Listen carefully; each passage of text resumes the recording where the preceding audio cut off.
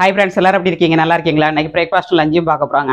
Breakfast லஞ்சோட ஒரு விடுகதையும் போடுறேன். இந்த விடுகதைக்கு ஆன்சர் கமெண்ட்ஸ் பண்ணுங்க. முள்ளு முள்ளுக்குள்ளே முந்திரி தோப்புக்குள்ளே வைக்கோல் போருக்குள்ளே கண்டுபிடித்தான் வைரமணி.